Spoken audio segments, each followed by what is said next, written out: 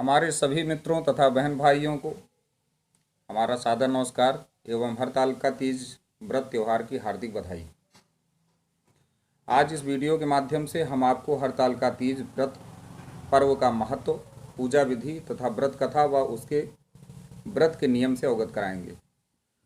तो वीडियो शुरू करने से पहले हम आपको बता दें कि अगर आपने अभी तक हमारे चैनल को सब्सक्राइब नहीं किया है तो जल्द से जल्द आप हमारे चैनल को सब्सक्राइब कर लें, लाइक करें और शेयर करें तथा वीडियो को अंत तक देखें, जिससे कि हम आपको धर्म सम्मत सभी विषयों की जानकारी समय समय पर देते रहें और आपको प्राप्त होता रहे। इसलिए बेल दबाना ना भूलें और वीडियो को पूरा देखें। आज इस वीडियो के माध्यम से हम आपको हरतालिका तीज व्रत पर्व का महत्व, पूजा विधि तथा व्रत कथा व व्रत के नियम से अवगत कराएंगे। आज द्वितीया है, कल हरतालिका तीज होगी, हरतालिका तृतीया होगी। तृतीया का व्रत भाइयों बहुत ही मुख्य व्रत है औरतों के लिए, हमारी बहनों के लिए, लड़कियों के लिए। तो इसके व्रत में आपको विशेष ध्यान देना है। सर्वप्रथम हम आपको व्रत का नियम बताते हैं। जब आपको नियम पता रहेगा तभी आप व्रत का पालन कर पाएंगे। व्रत आपका कल जरूर है, लेकिन व्रत का नियम आज से ही शुरू हो जाएगा। आज दूसरी टाइम से, सायंकाल से। आज शाम आपको शुद्ध भोजन करना है। बगैर प्याज लहसुन का भोजन आपको शाम को करना है। और भोजन में मीठा चीज़ जरूर होना चाहिए, जैसे कि सेवई। सायंकाल सेवई ज़्यादा से ज़्यादा सेवन करें। मीठा खाने से दो लाभ होता है। एक तो आपका मन शुद्ध रहेगा मीठा खाने से, मीठा शुद्ध माना गया है। मीठा खाने से आपके शरीर में कोई भी दिक्कत नहीं आएगी। दूसरी बात, कल आपको प्यास नहीं लगेगी, क्योंकि कल पूरा दिन आपको निराजली व्रत रखना है। सायंकाल सोते समय भोजन करने के बाद आप पेस्ट करके तब सोएं। मंजन करके साफ जल से कुल्ला कर लें। कुल्ला करने के बाद शयन करें। सुबह उठने पर सभी हमारी माताओं बहनों को, विशेषकर जिनके लिए व्रत है, सर्वप्रथम उनको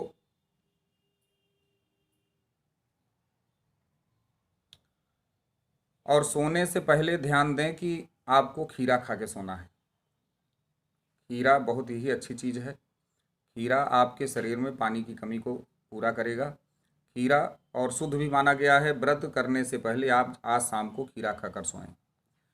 कल सुबह जब आप उठेंगे तो सर्वप्रथम आपको नित्य क्रिया से फुर्सत होकर चिचड़ी की मुखारी, चिचड़ी आप जानते होंगे, चचरेटा कहीं कहीं बोला जाता है।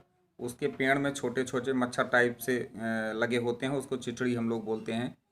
उसका वेद नाम अपामार्ग है। अपामार्ग की दातून करनी है और तिल की पत्तियों से सिर धोना है।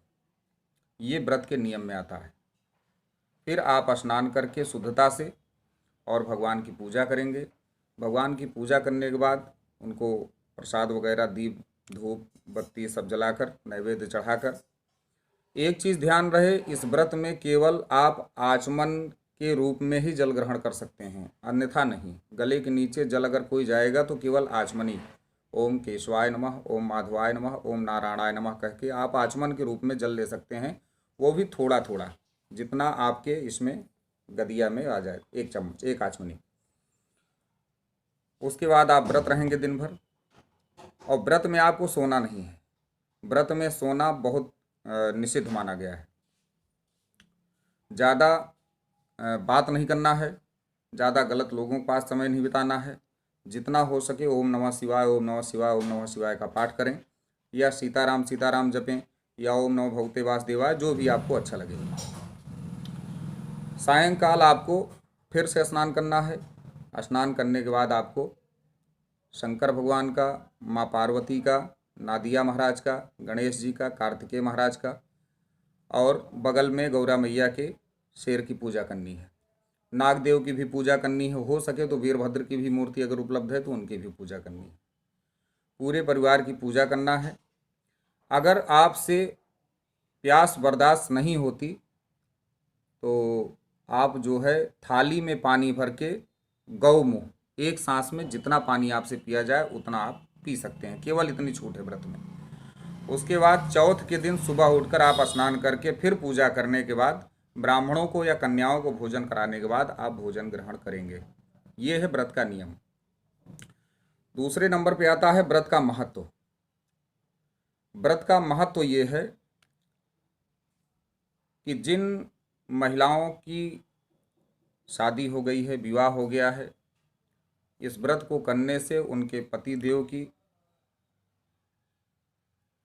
उम्र नहीं घटती है, उम्र बढ़ती है, उनका सौभाग्य सही रहता है और वो दीर्घायु होते हैं। तो ये व्रत सबसे बड़ा इसका महत्व है कि पत्नियां जो है पतियों के लिए अपने व्रत रहती हैं। और जो हमारी कुमारी कन्याएं बहनें हैं, बिटिया लोग हैं जो व्रत रहती हैं, वो अपने भविष्य में होने वाले विवाह के लिए जो है करती हैं, उनको अच्छा वर प्राप्त हो और उनको अच्छा घर मिले और जिस तरह से उनका परिवार है उसी तरह से उनको परिवार मिले, इस कामना से वो व्रत रहती हैं, इसी कामना से वो व्रत करें। ये व्रत का महत्व है। पूजा विधि आपको बता दें, तीसरे नंबर पे पूजा विधि आती है। पूजा में आप जानते हैं शिव के पूजा में फूल जितने भी तरह के मिल जाएं वो जरूरी ही हैं, लेकिन उसमें सबसे ज़्यादा जरूरी है मंदार का पुष्प, बिल्व की पत्तियां, 3 पत्तियों का एक दल होता है, उसको जो है त्रिदल बोलते हैं, तो उसको जो है आपको चढ़ाना है। और बेल का फल अगर छोटा मिल जाए वो भी आपको चढ़ाना है। शंकर जी की पूजा में भांग की पत्तियां बहुत ज़रूरी होती हैं, अगर भस्मी मिल जाए तो अति उत्तम है। इन सभी चीज़ों से और अच्छे अच्छे फलों से, खीरा से, पकवानों से बढ़िया तरह से भगवान की पूजा करनी है। एक चीज़ आपको बताएं, पूजा विधि में इस त्यौहार में सबसे ज़्यादा ज़रूरी ये होता है कि अगर मिल सके तो मिट्टी की बनी हुई मूर्ति की पूजा करनी चाहिए।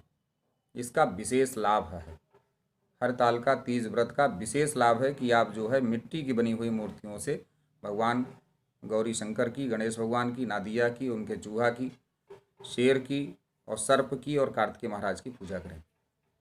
मिट्टी की मूर्ति की पूजा का महत्व बहुत बड़ा है, इसका फल बहुत बढ़िया मिलता है। ये हो गया पूजा विधि। धूप दीप नैवेद्य आचमन सभी चीज़ों से, गंगा जल से आप बढ़िया से पूजा करें मन लगा के। एक चीज़ सबसे ज़्यादा जरूरी आपको बता दूं, शास्त्रों में कहा गया है कि श्रद्धा इदम श्राद्धम। अगर आपके मन में भाव नहीं है, प्रेम नहीं है ईश्वर के प्रति, तो आपका पूजा पाठ व्रत सब बेकार है। इसलिए जो भी करें पूरे तन मन धन से करें और मन लगा के पूजा करें, उसी का पूर्ण फल आपको मिलता है। भावना प्रधान है, अपने हिंदू धर्म में भावना प्रधान माना गया है, तो इसलिए आप विशेष ध्यान दें, आपकी भावना शुद्ध होनी चाहिए पूजा करते समय और पूरे व्रत में। अब लास्ट में चौथा नंबर आता है व्रत कथा का। देखिए, व्रत कथा के विषय में 2 कारण बहुत महत्वपूर्ण हैं। एक तो शास्त्र मत, 2 मत मिलते हैं इसमें, एक शास्त्र मत, एक लोक मत। तो पहले शास्त्र मत कथा सुन लीजिए, शास्त्र मत चूंकि ज़्यादा जरूरी होता है। शास्त्र ये कहता है कि ये व्रत जो है पार्वती मैया ने शंकर जी को प्राप्त करने के लिए पाया था। शादी से पहले सर्वप्रथम उन्होंने हिमालय में जाके तपस्या किया। उनकी तपस्या से संतुष्ट होकर तीनों देवताओं में ब्रह्मा विष्णु महेश में श्रेष्ठ विष्णु भगवान ने नारद जी के द्वारा उनके पिताजी से कहवाया कि आप अपनी कन्या से पूछें कि अगर वो हमसे विवाह करना चाहती हैं तो हम उनसे करने के लिए तैयार हैं, क्योंकि उन्होंने तपस्या बहुत दुर्लभ की है, बहुत कठिन तपस्या की है। परंतु पार्वती मैया अपने मन में शंकर जी को वरण कर चुकी थीं, इसलिए ऐसा सुनकर वो सोची ऐसा ना हो कहीं कि हमारे पिताजी विष्णु भगवान से हमारा विवाह कर दें, इसलिए वो घर छोड़कर भाग गईं। घर छोड़कर जंगल में चली जाती हैं, फिर हिमालय तलहटी में पहुंच जाती हैं, वहाँ सखियों के साथ रहती हैं और वहीं पे पूजा पाठ नियम उनका तपस्या चलने लगता है। एक दिन यही भाद्रपद शुक्ल पक्ष की तृतीया थी, इस बात का उनको ज्ञात था कि नहीं, लेकिन वो उस दिन व्रत रहीं और सायंकाल भोलेनाथ की पूजा की। बड़े विधिवत और निर्जला व्रत उन्होंने रहा। तो शंकर भगवान प्रकट होते हैं वहाँ पे और शिव जी उनसे वरदान मांगने के लिए बोलते हैं। फिर वो बोलते हैं महाराज हम आपका वरण कर चुके हैं और आपसे विवाह करना चाहते हैं। शंकर जी एवं मस्त कह के चले जाते हैं और फिर उनका शंकर जी से विवाह होता है। ये शास्त्र मत की कथा है। और लोक मत की कथा हम आपको सुनाएं, ये हमारे घर के बड़े बुजुर्ग हम लोगों को सुनाया करते थे। हमारी माता जी अभी भी सुनाती हैं। कल वो व्रत रहेंगी तो सुनाएंगी सबको, घर में अन्य महिलाओं को। तो ये कथा हम आपको सुना देते हैं। तृतीया के दिन सुबह समुद्र मंथन जब चल रहा था तो सुबह सुबह कालकूट जहर मंथन से प्रकट हुआ था। और जब किसी से नहीं संभला गया तो विष्णु भगवान की प्रेरणा से मान लीजिए देवताओं ने शिव का आवाहन किया। शंकर भगवान पहुँचे और जन कल्याण के हित से उस विष को ग्रहण कर लिए। पेट में नहीं जाने दिए, क्योंकि अगर विष है पेट में चला गया तो नुकसान कर सकता है या गलत आचरण पैदा कर सकता है। इस कारण से उन्होंने कंठ में रोक लिया और कंठ में रोकने के कारण वो बेहोश हो गए, मूर्छित हो गए।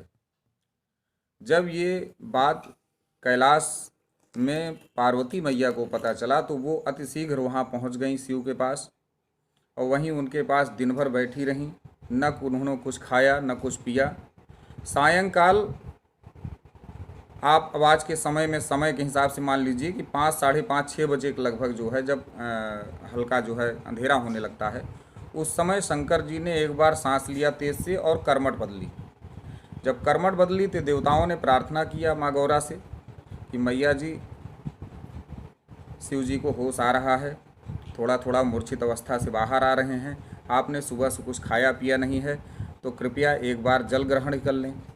इस पर माँ पार्वती जी ने वहीं समुद्र में घुसकर उसी में स्नान किया और उसी में गौ की तरह, गौ माता की तरह मुंह लगाकर जल में एक बार उन्होंने जल का पी लिया था, जितना उनसे पिया गया।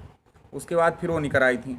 इसीलिए आज भी ये मानता चली आ रही है कि अगर किसी को ज़्यादा दिक्कत होती है, प्यास लगती है, तो एक बार थाली में पानी भर के गौ मुँह गंगा जल मिलाकर एक बार वो जितना पी सके पी सकता है। और सायंकाल उन्होंने जो है पूजा किया, व्रत किया, जिससे शंकर भगवान ठीक हो गए। सुबह उन्होंने व्रत का पारण किया। इस तरह से ये लोकमत की कथा है। तो आपको जो मत अच्छा लगे उस मत के हिसाब से कुल मिला के ये व्रत आपके लिए बहुत ज़रूरी है और इस व्रत का बहुत बड़ा महत्व है। इस व्रत को करने से आपके पतिदेव की आयु दीर्घायु में बदल जाएगी। अगर अकाल मृत्यु किसी के भाग्य में लिखा है तो अकाल मृत्यु नहीं होगा और हर महिला सौभाग्यशाली होगी। तो ये है हरतालिका तीज का व्रत का नियम, व्रत का महत्व, पूजा विधि और व्रत कथा। आपको ये पूजा का व्रत नियम, व्रत कथा कैसा लगा, इसके लिए आप हमें कमेंट कर सकते हैं हमारी वीडियो में। और एक बार फिर मैं आपको बताता हूं कि अगर आपने हमारा चैनल सब्सक्राइब नहीं किया है तो कृपया सब्सक्राइब कर लीजिए, जिससे आपको त्योहारों के विषय में अच्छी अच्छी जानकारियाँ और दूसरी बात हमारे सुंदर सुंदर भजन, आरतियाँ आपको सब प्राप्त होते रहेंगे समय समय पे। और इस चैनल में गलत बातें या राजनीतिक बातें या वैज्ञानिक बातें नहीं होंगी, केवल धर्म सम्मत बातें ही की बताई जाएंगी आपको। और कल बता दें, कल तृतीया है, परसों ढिलहिया चौथ है। अगली वीडियो में हम ढिलहिया चौथ का महत्व आपको बताएंगे, उसकी कथा सुनाएंगे और उसमें क्या क्या नियम करना है वो हम अगले वीडियो में बताएंगे। तो इसलिए आप अगर सब्सक्राइब कर लेते हैं, बेल आइकन दबा देते हैं, तो हम यहाँ वीडियो अपलोड करेंगे और आपके पास तुरंत पहुँच जाएगा, जिससे अति शीघ्र आप उसको जान जाएंगे। तो कल इस विषय में हम चर्चा करेंगे। आज के लिए इतना ही काफ़ी है। आप सभी को हमारा सादर नमस्कार, धन्यवाद।